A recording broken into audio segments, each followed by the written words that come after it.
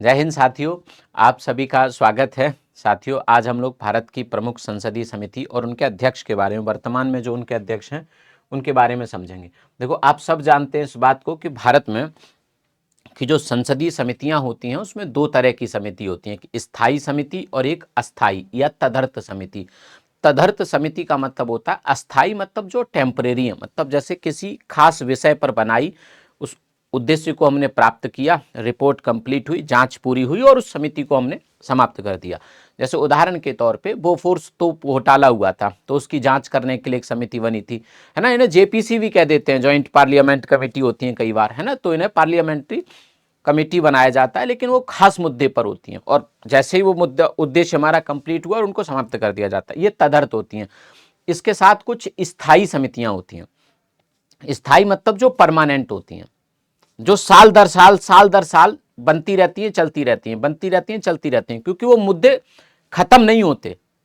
जैसे कैग की रिपोर्ट की जांच हर साल करनी है, वो तो ऐसा थोड़े ना है कि एक ही साल हुई, कैग की रिपोर्ट आई और वो खत्म हो गया।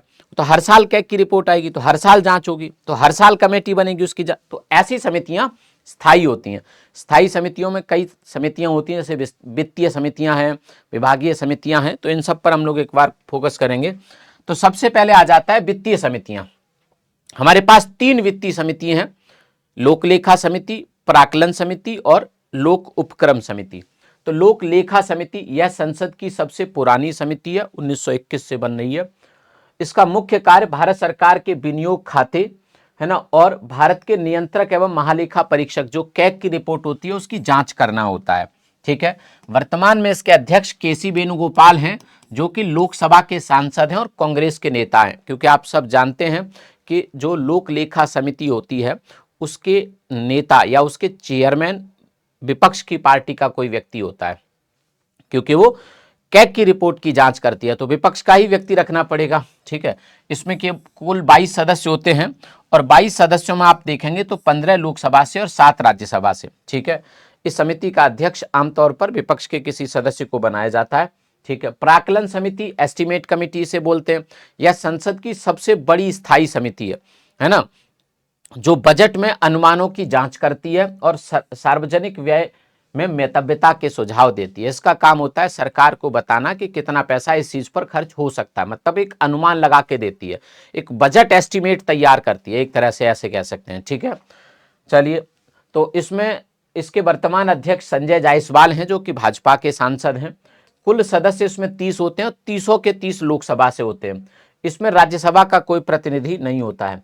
आगे सार्वजनिक उपक्रम समिति, है ना। यह समिति जो होती है ये सार्वजनिक क्षेत्र की कंपनियां, सरकारी कंपनियों की जो रिपोर्ट होती है, जो कैग तैयार करती है, उसकी जांच करती है। ठीक है। वर्तमान अध्यक्ष इसके वैजयंत पांडा है, जो कि भाजपा सांसद हैं। कुल सदस्य इसमें भी 22 होते हैं, 15 लोकसभा और 7 राज्यसभा। अब विभागीय समितियों की बात करेंगे। भारत में कुल 24 विभागीय समितियां होती हैं, जिसमें से कुछ समितियां और उनके अध्यक्ष यहाँ पे हैं, है ना। संसद में 24 समितियां हैं, इनमें से कुछ मंत्रालयों से संबंधित प्रमुख समिति और उनके अध्यक्ष, जैसे गृह मामलों से संबंधित समिति के अध्यक्ष हैं राधा मोहन दास अग्रवाल, भाजपा सांसद हैं। रक्षा के राधा मोहन सिंह, भाजपा के सांसद हैं। ठीक है।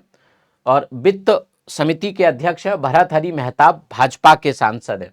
विदेश मामले शशि थरूर, कांग्रेस के सांसद हैं। कृषि, पशुपालन और खाद्य प्रसंस्करण से संबंधित चरणजीत सिंह चन्नी, पंजाब से कांग्रेस के सांसद हैं। स्वास्थ्य और परिवार कल्याण समिति रामगोपाल यादव, सपा के सांसद हैं, राज्यसभा के सदस्य हैं वैसे ये। संचार और आईटी निशिकांत दुबे, भाजपा के सांसद हैं, झारखंड से। ठीक है।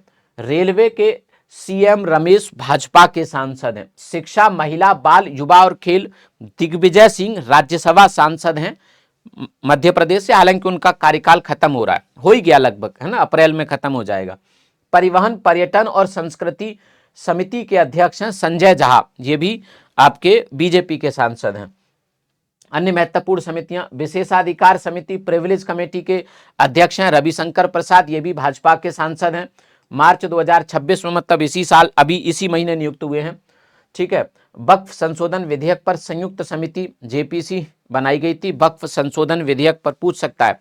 ये जेपीसी है, क्योंकि वक्फ का जब मामला आया था वक्फ संशोधन विधेयक पर, तो एक उस पर रिसर्च करने के लिए, उस पर अपने सुझाव देने के लिए एक कमेटी बनी थी, जिसके चेयरमैन थे आपके कौन? JPC, joint parliament committee, Lok Sabha Rajya Sabha दोनों के सदस्य होते हैं।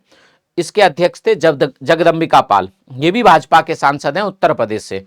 ठीक है, तो आप इनको लिख लीजिएगा। ओबीसी कल्याण समिति गणेश सिंह इसके अध्यक्ष हैं, भाजपा से हैं। एससी एसटी कल्याण समिति फग्गन सिंह कुलस्ते सांसद है, ये भी भाजपा से सांसद हैं, तो आप इनको भी लिख लेंगे। तो ये कुल महत्वपूर्ण समितियां थी जो मैंने आपको बताई, और ये काफ़ी इंपॉर्टेंट समितियां हैं। आप सब लोग इनको ध्यान रखेंगे, आप सब लोग एक बार याद कर लीजिएगा, रिवीजन कर लीजिएगा। Thank you.